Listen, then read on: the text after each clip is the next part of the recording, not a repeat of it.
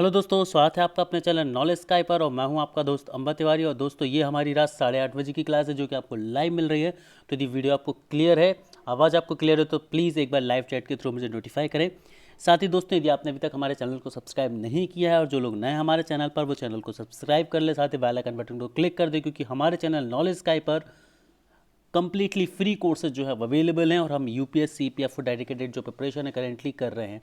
तो चलिए आइए दोस्तों, बिना टाइम को वेस्ट किए हुए हम हमारी आज की क्लास शुरू करते हैं। तो आज की जो क्लास है वो अकाउंट की क्लास नंबर 8 है। क्लियर। जो टाइम टेबल है, वीकली शेड्यूल है, मैंने ऑलरेडी टेलीग्राम और व्हाट्सएप ग्रुप पर दे दिया है। किस किस को जो टाइम टेबल शेड्यूल मिल चुका है वो मुझे लाइव चैट में बताओ। और ऐसे कौन से स्टूडेंट हैं जिन्हें जो अभी तक अवेयर नहीं है इस वीक के शेड्यूल से, वो भी ज़रा बता दे तो उन्हें भी शेड्यूल मिल जाएगा। ओके गाइस, सो चलिए आइए शुरू करते हैं हम हमारे आज की क्लास को। तो हमारी जो आज की क्लास है बेसिकली है कंसाइनमेंट कंसेप्ट को हम पढ़ने वाले हैं। कंसाइनमेंट होता क्या है? देखिए, कंसाइनमेंट की यदि हम बात करें कि कंसाइनमेंट क्या होता है, तो आप लोग इस चीज़ को ऐसे समझने की कोशिश कीजिएगा कंसाइनमेंट कंसेप्ट को, कि क्या होता है गाइज। जब भी एक कंपनी होती है जो एक प्रोडक्शन यूनिट है मान लीजिए, तो प्रोडक्शन यूनिट क्या करती है, चीज़ों को प्रोड्यूस करती है और फिर वो उन चीज़ों को प्रोड्यूस करके एक प्लेस से दूसरे प्लेस भेजती है, मान लीजिए उन पर्सन के पास जो उसको सेल करेंगे। क्योंकि कंपनी प्रोडक्ट करके डायरेक्ट तो सेल नहीं करती, उसके एजेंट होते हैं जो सेल करते हैं, तो उन अपने एजेंट्स के पास भेजती है। तो ये जो भेजी जाती है चीज़ें, इन्हें हम कंसाइनमेंट बोलते हैं। ठीक है। और कंसाइनमेंट जो होते हैं, अब देखिए हर तरह अब एक कंपनी है, कंपनी में जो मशीनरीज हैं ये उनके क्या हैं, असेट हैं। तो असेट के लिए जो कंसाइनमेंट भेजे जा रहे हैं उनके भी तो अकाउंट्स बनाए जाएंगे कि किस एजेंट को कितनी चीज़ें भेजी गई, वहाँ से कितनी सेल हुआ, कितना प्रॉफिट हुआ, कितना लॉस हुआ। तो ये क्या होगा, यहाँ पर आपका एक तरह से हम बात करेंगे कि आपको यहाँ पर एक अकाउंट भी बनाने पड़ेंगे अपने। तो यहाँ पर ये कंसाइनमेंट कंसेप्ट जो है वो रोल में आता है। कुछ इस तरह से आपका कंसाइनमेंट जो कंसेप्ट है ये रोल में आता है। तो अब कंसाइनमेंट है तो कंसाइनमेंट अकाउंट्स भी होंगे, तो उन्हें ही हम समझने वाले हैं। तो सबसे पहले हम कंसाइनमेंट को समझते हैं। तो क्या है, consignment is a system where one person sends the goods to another, है ना। एक व्यक्ति दूसरे व्यक्ति को अपने गुड्स भेजता है, गुड्स मतलब सामान। तो यहाँ पर व्यक्ति पर्सन से मतलब कंपनी से, कि एक कंपनी अपने बनाए हुए प्रोडक्ट को अपने उन पर लोगों के पास भेज रही है जिनको उसने फ्रेंचाइजी दे के रखी है, या जो उसके रिटेलर सेलर्स हैं उनको भेजेगी। ठीक है। बेचती send goods to another so that the later can sell all those goods on behalf of the person who send it in the first place। तो इसमें क्या होता है कि जब फर्स्ट पर्सन उसके बिहाफ पर वो लोग सेल करते हैं। ठीक है, इसको हमने देखा हुआ है यहाँ पर। ठीक है। अब यहाँ पर एक चीज़ आप लोग याद रखेंगे कि जो रिस्क होता है गुड्स से रिलेटेड, अब ऑब्वियस सी बात है, जैसे सेल गुड्स को भेजा कंपनी ने, तो हो सकता है वो गुड्स रास्ते में एक्सीडेंट में ख़राब हो जाए, या हो सकता है कोई बारिश कुछ ऐसी नेचुरल क्लैमिटी आ जाए जिससे ख़राब हो जाए, कुछ भी XYZ रीज़न हो सकते हैं। तो जितने भी रिस्क जुड़े होंगे उस गुड्स से, ठीक है, उसको जो है कंजाइनर उसके लिए रिस्पॉन्सिबल होगा। अब ये कंजाइनर क्या होता है, कंजाइनमेंट से रिलेटेड, इनको अभी हम आगे पढ़ने वाले हैं।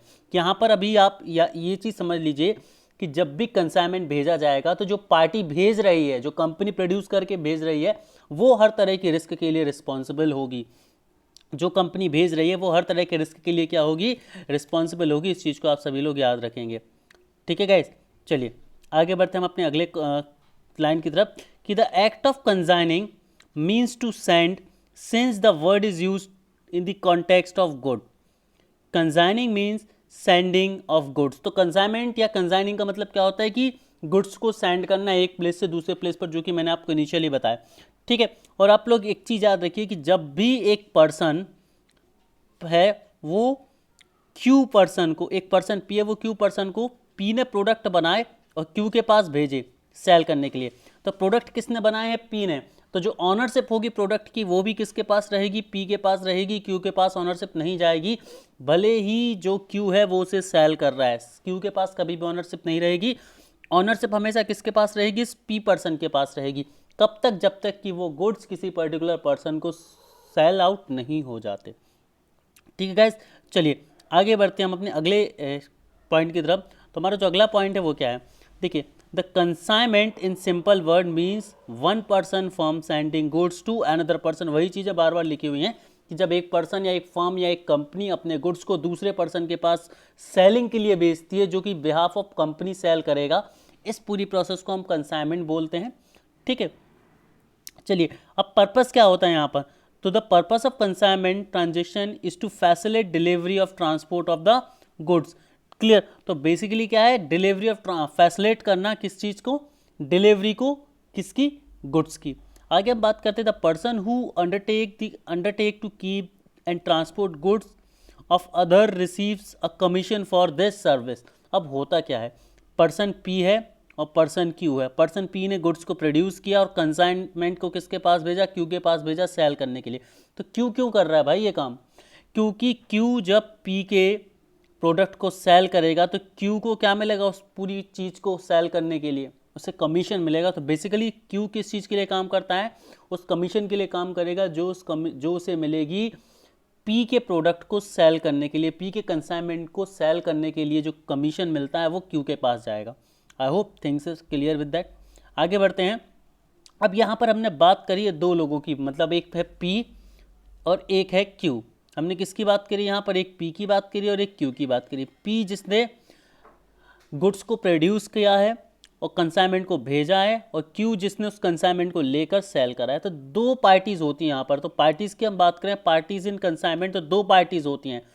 पहली पार्टी होती है the person sending the goods, जिसे हम बोलते हैं कंसाइनर, मतलब जो कंसाइनमेंट भेजता है उसे कंसाइनर बोला जाता है। और दूसरा पर्सन वो है जो कंसाइनमेंट को रिसीव करता है और उसको बेचता है कमीशन के लिए, तो उसको हम क्या बोलते हैं, कंसाइनी। तो दो लोग होते हैं, कंसाइनर और कंसाइनी। ठीक है, एक जो गुड्स को सेल करता है, सॉरी प्रोड्यूस करके ट्रांसपोर्ट करता है सेल होने के लिए, और दूसरा पर्सन जो उस कंसाइनमेंट को रिसीव करता है और सेल करता है और कमीशन अर्न करता है, कमीशन प्राप्त करता है। तो ये दो तरह की पार्टियां होती है कंसाइनमेंट में जब भी हम बात करते हैं। आई होप कंसाइनमेंट की दोनों पार्टियां आप सभी को क्लियर होगी। यदि क्लियर है तो एक बार कमेंट सेक्शन में लाइव चैट के थ्रू मुझे इन्फॉर्म करें सभी लोग। तो कंसाइनर और कंसाइनी, ये दो वर्ड आप लोग अब याद रखेंगे यहाँ पर। ठीक है, तो अब हम जरा इनको डिटेल में पढ़ लेते हैं कि कंसाइनर क्या होते हैं और कंसाइनी क्या होते हैं। देखिए, कंसाइनर को प्रिंसिपल भी बोला जाता है, कंसाइनर को प्रिंसिपल भी बोला जाता है। तो कंसाइनर कौन होता है, जनरली प्रोड्यूसर होता है, या वो फर्म होती है जो कि किसी भी प्रोडक्ट को प्रोड्यूस कर रही होती है। क्लियर, जैसे हम एक एग्जांपल ले लेते हैं कि जैसे टाटा है ना, टाटा सन्स है, जो टाटा इंडस्ट्रीज़ हैं, टाटा इंडस्ट्रीज़ क्या करती है, अपनी कारें प्रोड्यूस करती है। तो वो क्या है, कंसाइनर है। वो 100 कारें बनाएंगी और उनको उसका कंसाइनमेंट कहाँ पर भेज देंगी। मान लीजिए उन्होंने उत्तर प्रदेश या दिल्ली में भेज दिया, तो दिल्ली में जो उनके शोरूम्स होंगे, जो शोरूम्स होंगे जहाँ पर आप जाकर कार खरीदते हैं, आप सीधे जाकर टाटा कंपनी में जाकर तो कार नहीं खरीदते ना, आप किसके पास जाते हैं, अपने लोकल डीलर के पास जाते हैं। तो जो लोकल डीलर को सामान किसने बेचा है, टाटा ने। ठीक है, टाटा कंपनी ने बेचा। तो टाटा क्या है, कंसाइनर है या प्रिंसिपल है। टाटा क्या है, कंसाइनर है या प्रिंसिपल है। ठीक है, यहाँ पर मैंने मेंशन भी किया हुआ है, और प्रिंसिपल। ठीक है, तो कंसाइनर को प्रिंसिपल कहते हैं, आप याद रखेंगे। तो this is the party that sends the goods, he is the actual owner of the goods. तो कंसाइनर या प्रिंसिपल वो पार्टी होती है जो गुड्स को प्रोड्यूस करके सेंड करती है और वही एक्चुअल ऑनरशिप रखती है उस गुड्स की। याद रखना, जब तक गुड्स सेल नहीं हो जाता तब तक उसकी ऑनरशिप किसके पास रहती है, कंसाइनर के पास उसकी ऑनरशिप रहती है। ठीक है, अब हम बात करते हैं कंसाइनी की या एजेंट की, है ना। तो कंसाइनी या एजेंट वो होता है जो उस गुड्स को कंसाइनमेंट के थ्रू रिसीव करता है और बिहाफ ऑफ कंसाइनर या बिहाफ ऑफ प्रिंसिपल उसको क्या करता है, सेल करता है और कमीशन अर्न करता है। ठीक है, कमीशन अर्न करता है। इस चीज़ को आप लोग नोट करके रखेंगे, ध्यान देंगे। ठीक है, और एक और चीज़ यहाँ पर नोट कर ले सभी लोग, ये चीज़ यहाँ पर मेंशन नहीं है, आप सभी को मैं चाहता हूँ कि नोट करें कि कंसाइनर क्या करता है, कंसाइनमेंट को सेल बेचता है। कंसाइनर क्या करता है, कंसाइनमेंट बेचता है। ठीक है गाइस, तो इस चीज़ को समझने की कोशिश कीजिए कि जब कंसाइनर कंसाइनमेंट को भेजता है, ठीक है, तो एक सेकंड गाइस, जब कंसाइनर क्या करता है, कंसाइनमेंट को भेजता है, तो उससे जुड़ी हुई रिस्क जो होती हैं, जो भी रिस्क इन्वॉल्व हो सकती हैं, उस रिस्क पर मतलब उस रिस्क से कंसाइनी को या एजेंट को कोई लेना देना नहीं होता है। मतलब जितनी भी रिस्क होती है उसको कवर करने की जो लायबिलिटी होती है वो किसके पास होती है, कंसाइनर के पास होती है, प्रिंसिपल के पास होती है या ऑनर के पास होती है। इसका कंसाइन या एजेंट से कोई लेना देना नहीं होता। उसे तो अपना प्रोडक्ट सेल लेना है और उसे सेल करना है, अपना कमीशन अपने पास रखना है और बाकी का जो अमाउंट है विथ प्रॉफिट कंसाइनर को दे देना है। ठीक है, अब होता क्या है कि जो प्रॉफिट होता है, प्रॉफिट के लिए कई बार, अब जैसे कंजाइनी को तो पता है कि प्रॉफिट तो होने वाला है, तो कई बार वो क्या करता है, एडवांस बुकिंग कर देते हैं कि भाई हमें टाटा से एडवांस बुकिंग कर देंगे कि हमें 10 गाड़ियाँ चाहिए और 10 गाड़ियों का ये अमाउंट आपको हम एडवांस में दे रहे हैं, आप इतनी गाड़ियाँ हमें भेज दीजिए।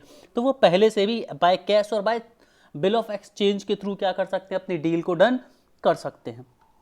यदि चीज़ें यहाँ तक क्लियर हैं, दोनों पार्टी क्लियर है, तो एक बार मुझे लाइव चैट के थ्रू जल्दी से नोटिफाई करें गाइस, फास्ट। चलिए, तो यहाँ पर मैंने एक एग्जाम्पल लिया हुआ है आप सभी प्यारे बच्चों को समझाने के लिए। आप लोग दो फोटो देख सकते हैं यहाँ पर, ठीक है। यहाँ पर ये जो पहली फोटो है, ये महिंद्रा एंड महिंद्रा का शोरूम है। ये महिंद्रा एंड महिंद्रा का शोरूम है जहाँ पर कारों का प्रोडक्शन हो रहा है। तो ये प्रोडक्शन यूनिट है, तो जो महिंद्रा एंड महिंद्रा की प्रोडक्शन यूनिट है या जो मेन ऑफिस है, कंपनी है, वो आपका कंजाइनर कहलाएगा। क्यों? क्योंकि ये कारों को प्रोड्यूस करेगी और यहाँ से शिपमेंट को अलग अलग लोकल डीलर्स के पास भेजेगी। वही दूसरी पिक्चर में आप देख सकते हैं एक लोकल शोरूम, लोकल डीलर देख सकते हैं महिंद्रा का, जहाँ पर ये कुछ गाड़ियाँ रखी है 4-5 सेल होने के लिए। तो क्या किया है, इन्होंने शिपमेंट को भेजा इसके पास और ये सेल करेंगे, कमीशन अपने पास रखेंगे और बाकी का अमाउंट किसको भेज देंगे, वापस से महिंद्रा एंड महिंद्रा को भेज देंगे। तो ये आपकी कंजाइनी है। तो आई होप कंजाइनर और कंजाइनी दोनों वर्ड आपके लिए क्लियर हो गए होंगे। यदि क्लियर हो गए तो जल्दी से लाइव चैट में मुझे थम्स अप दे के बताइए, और कोई डाउट है तो वो भी बताइए जल्दी से, मैं देख रहा हूँ दोस्तों, फास्ट। यदि कोई भी डाउट है तो मुझे एक बार फास्ट तरीके से बताएं दोस्तों। Very good, very good. चलिए आगे बढ़ते हैं। तो अब हम बात करते हैं कंसाइनमेंट के कुछ फीचर्स के बारे में। अब हम बात कर लेते हैं कंसाइनमेंट में कौन कौन से फीचर्स होते हैं, ज़रा उन फीचर्स को हम एक बार डिस्कस कर लेते हैं, ठीक है।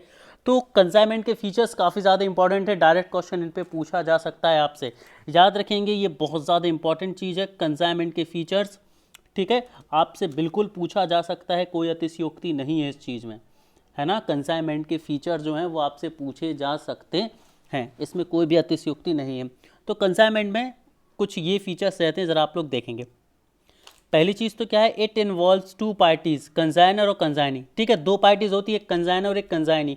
Consignor are the real owner, consignors है रियल ऑनरशिप, मतलब सही सच्चा जो मालिकाना हक है सामान पर, गुड्स पर, वो किसके पास है, कंसाइनर के पास। और कंसाइनी क्या है, सिर्फ एजेंट है। और इसका काम क्या होता है, जो शिपमेंट उनके पास आएगी, जो कंसाइनमेंट उनके पास आएगा, उसको सेल करना है, कमीशन अपने पास रखना है और बाकी का अमाउंट कंसाइनर को दे देना है अलॉन्ग विद द बिल। अब एक चीज़ आप यहाँ पर याद रखेंगे कि जब भी कंसाइनर कंसाइनी को क्या करता है, कंसाइनमेंट बेचता है, तो उसके लिए एक रफ बिल बना के देता है, कच्चा बिल बना के देता है कि हमने आपको 10 कारें दी हैं, इस अमाउंट में दी और आपका इतने % कमीशन होगा। क्योंकि उसमें कमीशन भी मेंशन होता है कि कितने % कमीशन कंसाइनर या एजेंट को दिया जाएगा, कंसाइनी या एजेंट को दिया जाएगा कंसाइनर के बिहाफ पर प्रोडक्ट को सेल करने के लिए। आगे हम बात करते हैं दूसरा फीचर क्या है कि consignor hand over control of his goods to the consignee, मतलब वो अपने गुड्स का सारा कंट्रोल किसको दे देता है, कंसाइनी को दे देता है ना। जब भी आप कहीं कार लेने जाते हैं, मान लीजिए टाटा की कार लेने का, तो ऐसा तो नहीं है कि टाटा से कहीं ऑफिसर आता है, आप ऐसे नहीं ऐसे चलाइए, ऐसे नहीं ऐसे सेल करिए, है ना। वो पूरी की पूरी अथॉरिटी किसके पास होती है, उस लोकल डीलर के पास होती है ना। तो अल्टीमेटली क्या होता है, कंसाइनर अपने गुड्स को कंप्लीटली हैंड ओवर कर देगा, किसको, कंसाइनी को। एक चीज़ मुझे लाइव चैट में ज़रूर बताइए, क्या कंसाइनर और कंसाइनी दोनों टर्म्स आप सभी को क्लियर हो गए हैं अच्छे से, प्लीज़, ठीक है। तो कंसाइनर क्या है, कंसाइनर वो है जो प्रोड्यूस करके कंसाइनमेंट को भेजता है, और कंसाइनी वो है जो कंसाइनमेंट रिसीव करती है, सेल करती है, कमीशन रखती है और वापस प्रॉफिट के साथ अमाउंट, प्रिंसिपल अमाउंट किसको दे देती है, कंसाइनर को दे देती। अब ये इंपॉर्टेंट पॉइंट है, इस पर क्वेश्चन जरूर बन सकता है कि ownership over the goods remains with the consignor until they are sold, मतलब जब तक कंसाइनी उस गुड्स को सेल नहीं कर देगा किसी कस्टमर को, तब तक के लिए जो ऑनरशिप है वो किसके पास रहती है, कंसाइनर के पास रहती है। Make a note of it, मतलब प्रोडक्ट के बनने से उसके सेल होने तक जो ऑनरशिप है वो किसके पास रहती है, कंसाइनर के पास रहती है। कंसाइनी का कोई रोल नहीं रहता ऑनरशिप में, है ना। कंसाइनी को सिर्फ क्या करना है, सेल करना है बिहाफ ऑफ कंसाइनर और अपना कमीशन रखना है, ठीक है। जैसे गुड्स सेल होता है, as soon as the goods are sold, the ownership of consignor terminated and it's get transferred to the person buying it, clear। आगे बात करते हैं कि consignee is responsible for taking care of all the consignor goods, है ना। और जो consignee की रिस्पॉन्सिबिलिटी होती है कि भाई जितने भी गुड्स कंजाइनर में भेजे हैं उनकी आप देखभाल करेंगे, उनकी केयर टेकिंग करेंगे। ठीक है, आगे बात करते हैं कि consignee bears expenses for transport and sales of goods unless agreed otherwise. ठीक है, तो आप इस चीज को जरा ध्यान रखिए, यहां पर एक कंफ्यूजिंग लाइन है। यदि एग्रीमेंट बना हुआ है, यदि एग्रीमेंट है तो ही, ध्यान से समझिएगा, यदि एग्रीमेंट है तो ही जो कंजाइनी है वो एक्सपेंसेस को बियर करेगा, ट्रांसपोर्टेशन के, कंसाइनमेंट के ट्रांसपोर्टेशन के एक्सपेंसेस को तभी बियर करेगा जब एग्रीमेंट है। अदरवाइज ये किसे बियर करना होता है? कंजाइनर को बियर करना होता है। इस चीज़ को ध्यान रखेंगे, पॉइंट, इंपॉर्टेंट पॉइंट है। और आगे हम बात करते हैं कि जो कंजाइनर होता है pays the consignee for his service with some commission on the sales of good. तो क्या करता है कंजाइनी, क्या करता है कंजाइनर के गुड्स को सेल करता है और बदले में उसे क्या मिलता है? कमीशन मिलता है। फॉर एग्जांपल 10% कमीशन कह लिया हमने एग्जांपल, तो जैसे 10 लाख की कार है तो 1 लाख किसको मिलेंगे कमीशन? उस रिटेलर को मिलेंगे, उस डीलर को मिलेंगे, है ना। तो ये कुछ फंडे रहते हैं। आई होप जो फीचर्स है वो सभी को क्लियर हो गए होंगे। एक बार मुझे जल्दी से कमेंट सेक्शन में बताइए कि क्या सारे फीचर्स आप सभी को क्लियर हैं अच्छे से। वेरी गुड, लाइव चैट में आंसर्स दीजिए, अब मैं आप सभी का कमेंट देख सकता हूँ। Good good good everyone. चलिए, तो अल्टीमेटली चीज़ें आप सभी को क्लियर हो रही हैं अच्छे तरीके से। ओके, चलिए गाइस, तो आगे बढ़ते हैं हम। Accounting treatment in the books of consignor, है ना। अब अकाउंट्स को कैसे लिखा जाता है, एंट्रीज को कैसे लिखा जाएगा कंजाइनर की बुक्स में, हम दोनों को पढ़ने वाले हैं। बुक्स का मतलब यहाँ पर अकाउंट बनाने से, ठीक है। तो अब हम देखने वाले हैं कि कंजाइनर और कंजाइनमेंट दो पार्टी, एक कंजाइनर है और एक कंजाइनी है। तो कंजाइनर कैसे अपने अकाउंट बनाता है जब वो कंसाइनमेंट भेजता है, और कंजाइनी कैसे अपने अकाउंट्स बनाता है जब वो रिसीव करता है और सेल करता है। तो ज़रा ध्यान से समझिए, हम सबसे पहले बात कर रहे हैं कंजाइनर की, मतलब प्रिंसिपल की, मतलब ऑनर की, जिसने उस चीज़ को प्रोड्यूस करा है। ज़रा ध्यान से समझिए, the relationship between consignor and consignee is that of the principal and the agent. मतलब प्रिंसिपल और एजेंट का जो रिलेशन होता है वही कंजाइनर और कंजाइनी का रिलेशन होता है। सो एंटायर प्रॉफिट और loss is belongs to the consignor and, है ना। तो ध्यान रखेंगे कि प्रॉफिट पर, जो भी प्रोडक्ट सेल होता है उस पर जितना भी प्रॉफिट या लॉस होता है उस पर अल्टीमेट जो हक होता है वो किसका होता है? कंजाइनर का होता है। मतलब जितना प्रॉफिट होगा या जितना लॉस होगा वो सबका सब के लिए कौन रिस्पॉन्सिबल होगा? कंजाइनर। बस कंजाइनी को रिसीव क्या करता है? कंजाइनी बस एक कमीशन रिसीव कर लेता है अपने रिम्यूनरेशन के तौर पर, अपनी तनख्वाह के तौर पर, अपने मुनाफे के तौर पर। उसे सिर्फ कमीशन मिलता है। किससे मिलता है वो कमीशन? उसे, ये याद रखेंगे आप सभी लोग। एक बार फिर से बता दूं कि जो रिलेशनशिप होती है कंसाइनर और कंसाइनी की, वो प्रिंसिपल और एजेंट के तौर पर होती है। अब प्रिंसिपल और एजेंट के तौर पर इनकी रिलेशनशिप है, इसीलिए जो भी प्रॉफिट या लॉस होगा उसकी पूरी रिस्पॉन्सिबिलिटी या बिलोंगिंग किसकी बनेगी? कंसाइनर की बनेगी। कंसाइनी को तो क्या मिलेगा? कंसाइनर के गुड्स सेल करने के लिए उसे सिर्फ एक कमीशन मिलेगा अपनी तनख्वाह के तौर पर, अपने रिम्यूनरेशन के तौर पर। आई होप चीज़ें यहाँ तक क्लियर हैं आप सभी को। आगे इंपॉर्टेंट चीज़ एक और है कि on the consignment of goods the consignor also sends a proforma invoice when the consignee remits money he sends account sales to the consignor. अब ज़रा ध्यान से समझिए कि जब कंसाइनर जो कंसाइनमेंट होता है गुड्स का, तो कंजाइनर क्या करता है? एक प्रोफार्मा इनवॉइस सेंड करता है। प्रोफार्मा इनवॉइस का मतलब क्या होता है? कच्चा बिल सेंड करता है कि भाई हम आपको इतनी इतनी चीज़ें भेज रहे हैं, उसको आपको ये रेट से सेल कर सकना है, आपका इतना कमीशन रहेगा। तो ये एक प्रोफार्मा इनवॉइस कहलाता है, मतलब कच्चा बिल एक तरह से, ठीक है। और when the consignee remits money, और जब कंजाइनी क्या करता है? मनी का रेमिटेंस करता है, तो वो सेंड करता है अकाउंट सेल कंजाइनर को, ठीक है। ये दोनों लिंक आप याद रखेंगे, ठीक है। आगे बढ़ते हैं और देखते हैं बात। अब हम बात कर रहे हैं किसकी? यहाँ पर अब हम बात कर रहे हैं account entries in books of consignee. Account entries in books of consignee के, कंजाइनी की बुक्स में जो अकाउंट एंट्रीज होंगी वो कैसे होंगी? तो याद रखना है कि goods on consignment are sent by consignor. Goods on consignment are sent by consignor और द प्रिंसिपल, ठीक है। तो जो गुड्स होते हैं उन्हें तो कंसाइनर या प्रिंसिपल सेंड करता है, ठीक है। किसको सेंड करता है? कंसाइनी या एजेंट को सेंड करता है। क्लियर? ये चीज़ तो आप सभी को क्लियर हो चुकी होगी कि अब कंसाइनर कौन है और कंसाइनी कौन है। इसमें तो आई डोंट थिंक कि किसी भी तरह का कोई डाउट आप सभी प्यारे बच्चों को अब रहा होगा। ठीक है, आगे हम बात करते हैं the consignor is the owner of the goods and not the consignee.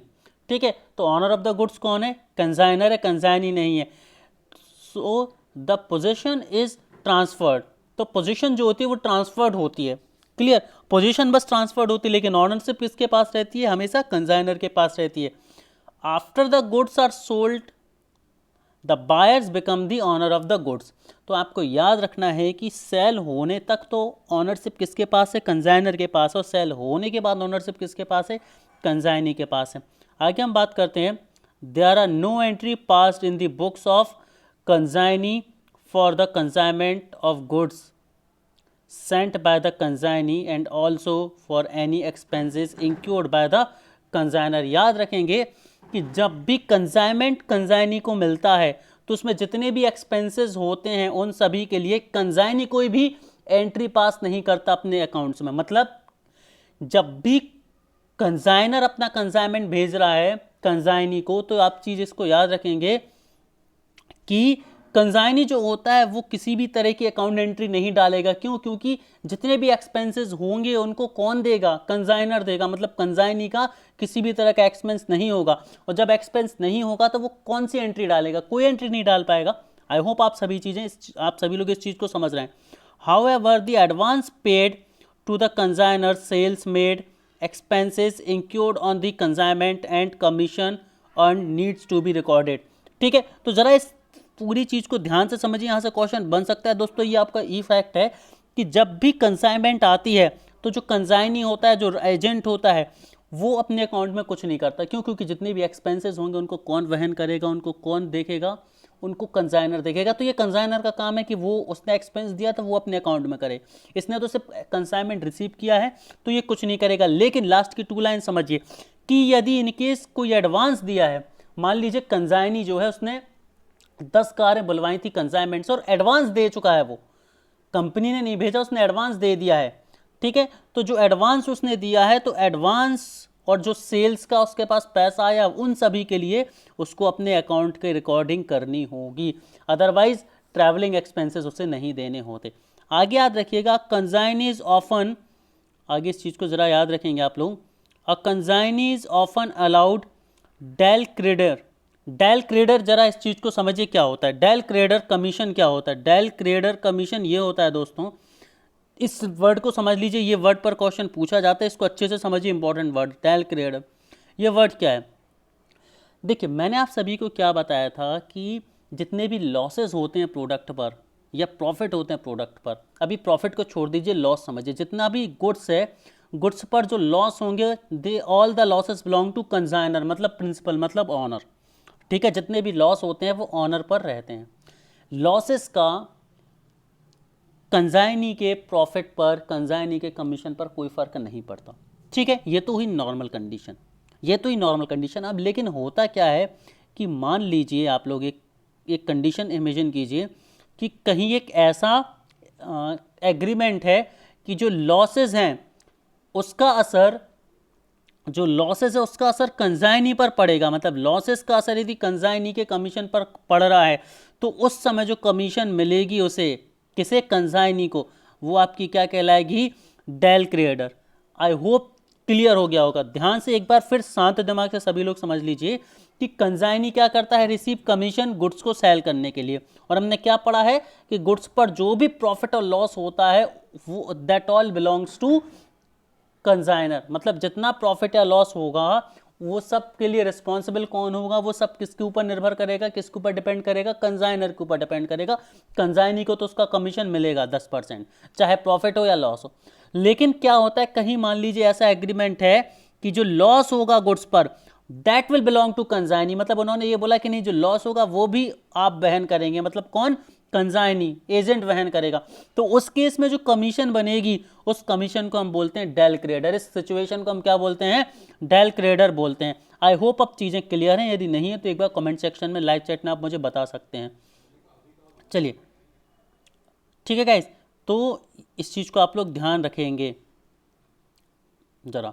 ठीक है, यहाँ पर आगे हम पढ़ते हैं कि in addition to the usually ordinary commission, in addition to the usually ordinary commission. याद रखेंगे डेल क्रेडर में क्या होता है कि जब लॉसेस कंजाइनी को वहन करने हैं, कंजाइनी को ही लॉसेस की भरपाई करनी है, तो जो नॉर्मल कमीशन मिलती है उसके साथ कुछ और एक्स्ट्रा कमीशन भी मिलेगी, मतलब नॉर्मल कमीशन मिलेगी साथ में कुछ एक्स्ट्रा कमीशन भी मिलेगी।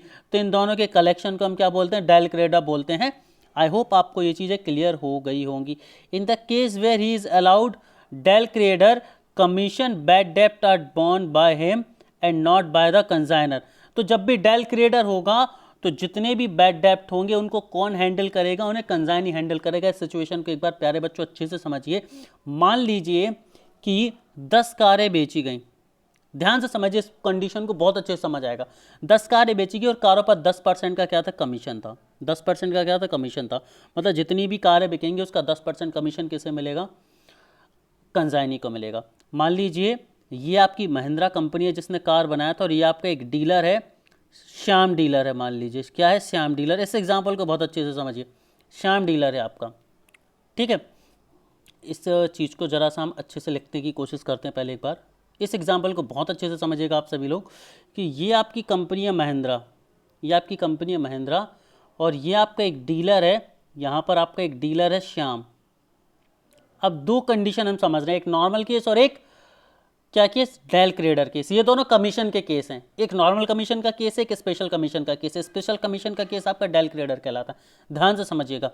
अब महिंद्रा कंपनी ने क्या किया, 10 कारें श्याम को भेजी, 10 कारों की कंसाइनमेंट श्याम को भेजी, ठीक है। श्याम भाई साहब को 10 कारों की कंसाइनमेंट मिली, ठीक है। 10 कारों की इन्हें कंसाइनमेंट मिली, कितने की, 10 कारों की कंसाइनमेंट मिली श्याम भाई साहब को, ठीक है। और 10 कारों की कंसाइनमेंट पर 10% का इन्हें क्या मिल गया, वो मिला कमीशन, कि भाई आपको 10% कमीशन मिलेगा, ठीक है। तो अब नॉर्मल केस ये है कि 10 कारों में कोई टूट फूट हो जाती है, ठीक है, एक आध दो कार खराब हो जाती हैं, फिर भी श्याम को तो 10% प्रॉफिट मिलेगा। श्याम को क्या मिलेगा, 10% प्रॉफिट मिलेगा। जो भी प्रॉफिट या लॉस हो रहा है that all will belong to Mahindra and Mahindra. मतलब एक आध कार खराब भी हो जाएगी तो उसका जो लॉस होगा उसको कौन वहन करेगा, उसको कौन हैंडल करेगा, महिंद्रा हैंडल करेगा। ये नॉर्मल है, मतलब इसमें लॉस जो हुआ है उससे श्याम को कोई मतलब नहीं है, श्याम को तो अपने 10% से मतलब है। अब लेकिन दूसरा केस समझिए आप सभी लोग, दूसरा केस समझिए, जरा ध्यान से समझिए दूसरा केस। और आप सभी लोग मान लीजिए महिंद्रा एंड महिंद्रा ने 10 कारें भेजी, महिंद्रा एंड महिंद्रा ने 10 कारें भेजी, किसको, श्याम को। और श्याम से बोला कि भाई आपको 10% हम कमीशन देंगे, क्या देंगे हम, 10% कमीशन देंगे, लेकिन यदि रास्ते में कोई कार खराब हो जाती है तो उसकी रिस्पॉन्सिबिलिटी भी आपकी है। तो श्याम बोलेगा भाई ये तो गलत है। तो वो बोलता है भाई मेरी पूरी बात सुनो, आपका नॉर्मल कमीशन कितना है, 10%। नॉर्मल कमीशन आपका कितना है, 10%, और साथ में हम आपको 5% एक्स्ट्रा कमीशन भी दे रहे हैं। लेकिन कंडीशन ये है कि जो हम 10 कारें भेज रहे हैं यदि इसमें कोई भी लॉस होता है तो उसे आप ही देखोगे, हम नहीं देखेंगे। बस हम आपको 5% एक्स्ट्रा क्या दे रहे हैं, कमीशन। मतलब 10% आपकी नॉर्मल कमीशन भी दे रहे हैं, साथ में आपको 5% आपकी एक्स्ट्रा कमीशन भी दे रहे हैं, पर जो भी लॉस होंगे अब वो आप ही देखोगे, हम नहीं देखेंगे। तो ये जो कंडीशन है ये क्या कहलाएगी, डेल क्रेडर कहलाएगी। आई होप अब चीज़ें आप सभी के लिए बिल्कुल क्रिस्टल क्लियर हो गई होंगी, है ना। आत्मसात कर लीजिए इन्हीं चीज़ों को। आत्मसात का मतलब है बिल्कुल अंदर तक फील कर लीजिए कि भाई सही है ये चीज़ें। चलिए आगे बढ़ते हैं और अब हम पढ़ते हैं प्रोसीजर ऑफ कंसाइनमेंट। अब जब भी कंसाइनमेंट आता है तो उससे रिलेटेड कुछ प्रोसीजर्स होते हैं, उन प्रोसीजर को हमें समझना है। प्रोसीजर ऑफ कंसाइनमेंट, यहाँ पर हेडिंग थोड़ी सी हाइड हो रही है, आप लोग देख लीजिए एक बार। प्रोसीजर ऑफ कंसाइनमेंट है हेडिंग आपकी बच्चों, ठीक है। तो कौन कौन से स्टेप्स होते हैं कंसाइनमेंट में, उन स्टेप्स को हम जरा पढ़ते हैं।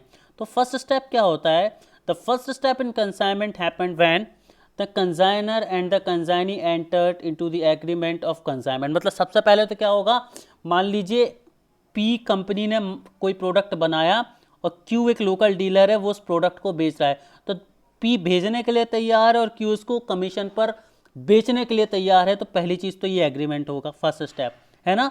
The consignor agrees to accept possession of goods from the consignor. तो वो कंसाइनर के गुड्स के पोजेशन मतलब उनको लेने के लिए तैयार होना चाहिए। तो ये तो पहला स्टेप है। दूसरा स्टेप क्या होगा, अब तैयार हो गए, दोनों पार्टियां रेडी हैं, एक भेजने के लिए तैयार है और एक उसको लेकर कमीशन पर सेल करने के लिए तैयार है। तो पहला स्टेप कंसाइनमेंट का ये है। दूसरा स्टेप कंसाइनमेंट का क्या होगा, दूसरा स्टेप ये होगा, next the consignor hands over possession of goods to the consignee along with a proforma invoice. तो हम सभी ने पढ़ा था कि एक कच्चा बिल भेजते हैं कंसाइनमेंट के साथ, तो वही कच्चा बिल यहाँ पर प्रोफार्मा इनवॉइस बार बार कहा जा रहा है। तो दोनों कंपनियां क्या हो गई, दोनों लोग तैयार हो गए, एक खरीद बेचने के लिए भेजने के लिए तैयार है और एक लेकर उसे सेल करने के लिए तैयार है। तो अगला केस क्या होगा, अब कंसाइनर क्या करेगा, पोजीशन हैंड ओवर करेगा किसको, कंसाइनी को, और एक इनवॉइस भी साथ में भेजेगा कि हम इतनी इतनी चीज़ें भेज रहे हैं और आपका कमीशन इतना इतना रहेगा, है ना, XYZ आपका कमीशन रहेगा। ठीक है, this document contains detail about the goods transferred, मतलब कितना गुड्स ट्रांसफर हुआ उसकी डिटेल रहेगी। Note that the consignor transfer only position of goods not the ownership. तो ये सिर्फ पोजीशन देता है कि आप रख लीजिए, ऑनरशिप नहीं देता। ये नहीं बोलता कि भाई अब से आप इस चीज़ के मालिक नहीं, आपको सिर्फ पोजीशन मिल रही है। अब इस चीज़ का मतलब समझ लीजिए कि सिर्फ पोजीशन देता है, ऑनरशिप नहीं।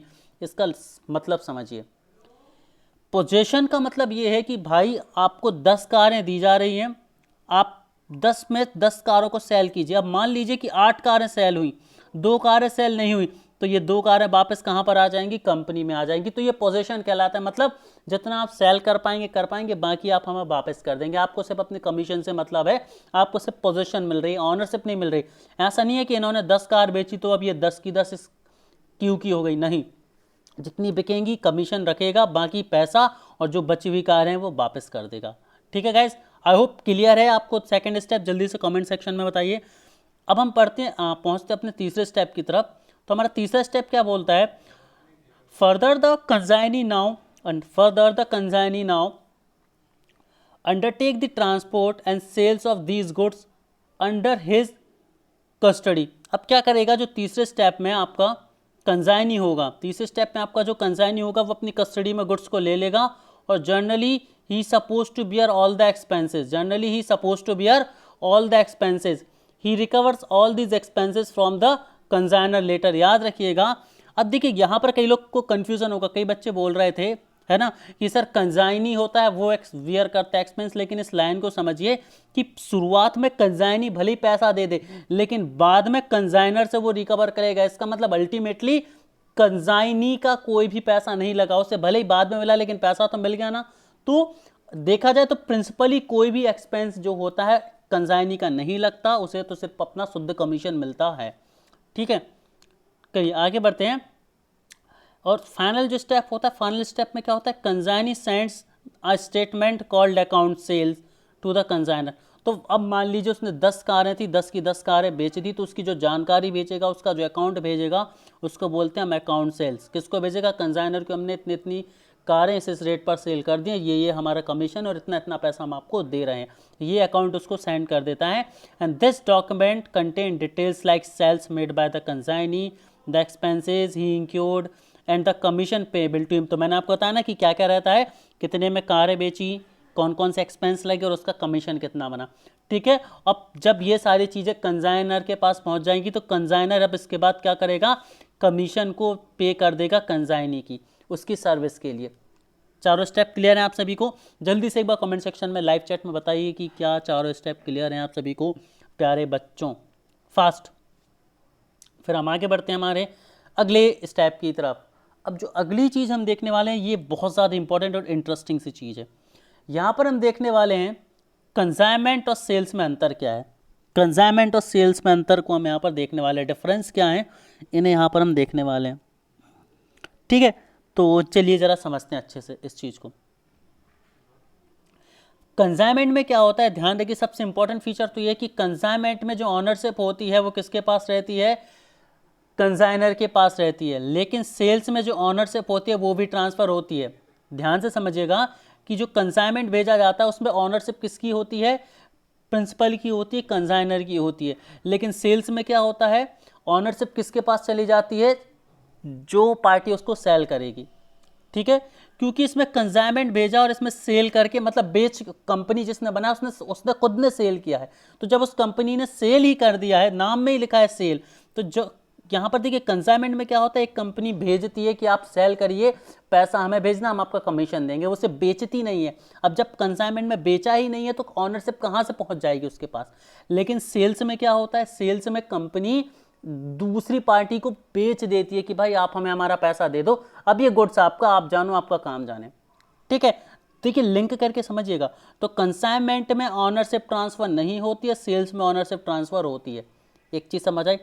दूसरा जो पॉइंट है, यहां पर कंसाइनर और कंसाइनी के बीच प्रिंसिपल एजेंट की रिलेशनशिप होती है, और जो सेल्स होता है इसमें बायर और सेलर की जो है वो रिलेशनशिप होता है। मतलब यहाँ पर क्रेडिटर और डेबिटर का रिलेशनशिप होता है। याद रखेंगे, यहाँ पर प्रिंसिपल एजेंट का रिलेशन होता है, यहाँ पर क्रेडिटर और डेबिटर का जो है वो रिलेशन एस्टैब्लिश्ड होता है। आगे याद रखेंगे कि consignee can return all unsold goods to the consignor. मतलब कंसाइनमेंट में क्या होता है, कंसाइनी के पास 10 कारें आई, 10 में से 8 बिकी, 2 नहीं बिकी, तो वो अपने पास रखेगा नहीं तो यदि वो अपने पास रखेगा तो वो एक तरह से बर्डन हो जाएगा उसके ऊपर, क्योंकि सेल भी नहीं हो रही और उसका पैसा भी फंस जाएगा। तो यहाँ पर ऐसा नहीं होता। कंसाइनमेंट में क्या होता है भाई कि अनसोल्ड चीज़ों को वो वापस भेज देगा कंसाइनर के पास, जितनी बिकेंगी उनको बेच के कमीशन अपने पास कमा लेगा, और जो नहीं बिकेगी उनको वापस कर देगा। ये कंसाइनमेंट में होता है। लेकिन सेल्स में ऐसा नहीं होता। क्यों? क्योंकि हमने देखा था कि एक बायर एक सेलर है, जिस कंपनी ने भेजा था उसने सेल करके ही भेजा है, तो भाई वो वापस क्यों लेगा? नहीं लेगा। तो यहाँ पर अनसोल्ड आर्टिकल वापस नहीं होते, रिटर्न नहीं होते सेल्स में, लेकिन कंसाइनमेंट में अनसोल्ड आर्टिकल जो है वो सेल होते हैं। आगे याद रखेंगे एक पॉइंट जो यहाँ पर मेंशन नहीं किया है मैंने, नोट कर लीजिए आप लोग कॉपी में, कि कंसाइनमेंट में जितने भी प्रॉफिट एंड लॉस होते हैं वो उस पार्टी को बिलोंग करते हैं जो गुड्स को भेज रही होती है, मतलब कि कंसाइनर। और यहाँ पर ऐसा नहीं होता। यहाँ पर जो पार्टी भेज रही होती है वो अपना प्रॉफिट पहले ही निकाल लेती है, मतलब वो अपना प्रॉफिट के साथ ही सेल करती है। उसको बेचने के बाद, मतलब जिसने उसको खरीदा है सामने वाली पार्टी ने, उसको प्रॉफिट होता है या लॉस होता है वो उनका हेडेक है, इसमें बाय सेलर को कोई मतलब नहीं। मतलब सेलर अपना प्रॉफिट पहले ही निकाल लेता है। और कंसाइनमेंट में क्या होता है, पहले बिकती है उसके बाद प्रॉफिट उन्हें मिलता है। मतलब प्रॉफिट या लॉस जो भी होगा वो कंसाइनर के पास होता है, और यहाँ पर ऐसा नहीं होता। यहाँ पर जो सेलर होता है वो अपना प्रॉफिट पहले ही निकाल लेता है। ठीक है, आगे बात करते हैं कि जो expenses incurred by the consignee are borne by the consignor unless they agree otherwise. अब इस लाइन को समझ लीजिए कि जितने भी एक्सपेंसेस होते हैं जो कंसाइनी करता है कंसाइनमेंट पर, वो उसको वापस मिल जाते हैं किससे? कंसाइनर से। ठीक है, यदि उन्होंने कोई पर्टिकुलर एग्रीमेंट साइन नहीं किया है तो वापस मिल जाएंगे। लेकिन यहाँ पर ऐसा नहीं होता। यहाँ पर मान लीजिए जो सेलर है उसने अपना सामान बेचा है रिसीवर के पास, तो जितने भी एक्सपेंसेस होंगे उन सबको कौन लेगा? बायर लेगा, जिसने चीज़ों को खरीदा है कंपनी से। आई होप दोस्तों दोनों डिफरेंस आपको अच्छे से क्लियर हो गए होंगे। ठीक है, आगे बढ़ते हैं। Normal loss. अब देखिए नॉर्मल लॉस क्या होते हैं। जब भी कोई कंपनी होती है तो कंपनी में प्रोडक्ट बनते हैं, और प्रोडक्ट बनते हैं तो वहाँ पर लॉसेस हो सकते हैं। फॉर एग्जांपल एक शर्ट की कंपनी है, मान लीजिए वो एक दिन में 1000 सेट बनाती है, तो हो सकता है 5 या 7 सेट डेली खराब भी निकल आए जल्दी जल्दी काम करने के चक्कर में, या मशीन मिस्टेक या ह्यूमन मिस्टेक, तो ये नॉर्मल लॉस कहलाएगा। मान लीजिए आप उनका ट्रांसपोर्ट कर रहे हैं, मान लीजिए कोई फ्रूट कंपनी है तो वो ट्रांसपोर्ट कर रही है, तो ट्रांसपोर्ट में हो सकता है कुछ फ्रूट्स खराब हो जाएं, तो जो थोड़ा बहुत होता है ये नॉर्मल लॉस कहलाते हैं। नॉर्मल लॉस मतलब जो कि पॉसिबल एक्सेप्टेबल लॉसेस होते हैं उनकी बात। इन लॉसेस को जो कंपनी होती है वो अपने अकाउंट में भी मेंशन करके चलती है, और इन लॉस को इंक्लूड करके ही वो अपने प्रॉफिट्स बनाती है। याद रखेंगे, है ना, नॉर्मल लॉस को लॉस होने से पहले ही इंक्लूड किया जाता है अकाउंट्स में, ताकि फेयर अकाउंट्स बनाए जा सके। तो यहाँ पर आप समझिए डेफिनेशन की, जो नॉर्मल लॉसेज होते हैं, a loss which is inherited and can not be avoided. मतलब वो लॉस जो होंगे ही होंगे, आप उन्हें अवॉइड नहीं कर सकते। जैसे कि मान लीजिए कि आपने एक कार है, कार को आप ट्रांसपोर्टेशन कर रहे हैं, तो थोड़े मोटे लॉसेस हो सकते हैं कि किसी एकाध कार का कोई मिरर थोड़ा सा स्क्रैचेस आ जाएं, उसकी वजह से उसे 1000, 2000 या 5000 में बदलना पड़े। ठीक है, तो ये कुछ छोटे से एक्सेप्टेबल लॉसेस होते हैं जिन्हें हम नॉर्मल लॉस कहते हैं। नॉर्मल लॉस को आप इस फॉर्मूले की हेल्प से कैलकुलेट करती हैं कंपनियां, ऑल्दो आपको इस फॉर्मूले से कैलकुलेशन नहीं करनी है, सिर्फ आपको पता रहे इस चीज़ के लिए मैंने यहाँ पर इनको मेंशन किया हुआ है। ठीक है, आगे बढ़ते हैं दोस्तों हम, और अब हम अपने अबनॉर्मल लॉस की तरफ चलते हैं। अबनॉर्मल लॉसेस वो लॉसेस होते हैं जो डेली नहीं होते, है ना, ऐसा नहीं है कि वो होते रहेंगे, बिल्कुल भी नहीं। तो अबनॉर्मल लॉसेस वो लॉस होते हैं जो कि कुछ स्पेशल कंडीशन में होते हैं। मान लीजिए कि एक ट्रक जा रहा था, ट्रक का एक्सीडेंट हो गया, तो पूरा जितना भी शिपमेंट था वो ख़राब हो गया, या एरोप्लेन के थ्रू कोई शिपमेंट आ रहा है, एरोप्लेन क्रैश हो गया, या मान लीजिए कि शिप से कोई शिपमेंट आ रहा था, क्लियर, कंसाइनमेंट आ रहा था और वहाँ पर अर्थक्वेक आ गया या सुनामी आ गई तो पूरी की पूरी शिप ही संक हो गई। तो अब ये रोज होने वाले लॉस थोड़ी हैं, ठीक है, तो ये एबनॉर्मल लॉसेस कहलाते हैं, ठीक है। तो ये जो नेचुरल क्लैमिटीज से लॉसेस होते हैं ये एबनॉर्मल लॉसेस कहलाते हैं, क्लियर। अब होता क्या है, now this will reduce the value of stock, ठीक है। तो जब भी एबनॉर्मल लॉसेस होते हैं तो उनको रिकवर करने के लिए जो वैल्यूज़ होती हैं वो उनके रिमेनिंग स्टॉक्स के साथ या प्रॉफिट ऑफ कंसाइनमेंट के साथ रिकवर की जाती हैं। तो आई होप दोस्तों एबनॉर्मल लॉस भी आप सभी को पसंद मतलब कंफर्म हो गया होगा। मैंने कोशिश की है कि जितनी भी सिंपल वर्ड में हो सके इस चीज़ों को आपके सामने रखूं। यदि चीज़ें आप सभी को क्लियर है तो एक बार जल्दी से मुझे कमेंट सेक्शन में लाइव चैट में बताइए फास्ट। तो दोस्तों यहाँ पर हमारी आज की जो क्लास है वो ख़त्म होती है। आई होप चीज़ें आपको समझ आई होंगी। So guys thanks for watching और बने रहिए हमारे साथ कल सुबह 10 बजे। अब एक बार टाइमिंग ज़रूर आप सभी लोग यहाँ पर देख लीजिए कि सुबह 10 बजे एक क्लास मिलती है आपको जो कि वोकैबुलरी की होती है, फिर दोपहर में 1 बजे आपको क्लास मिलती है जो कि इंग्लिश मीडियम के बच्चों के लिए होती है, ठीक है, जिसमें सारे सब्जेक्ट 1 बाय 1 पढ़ाएंगे। और एक रात को 8:30 बजे क्लास होती है, जो ये क्लास है ये हिंदी मीडियम वाले बच्चों के लिए होती है जिसमें हम सारे सब्जेक्ट 1 बाय 1 करते हैं। तो अभी 3 क्लासेस जो हैं वो आपके पैटर्न में चल रही हैं गाइस।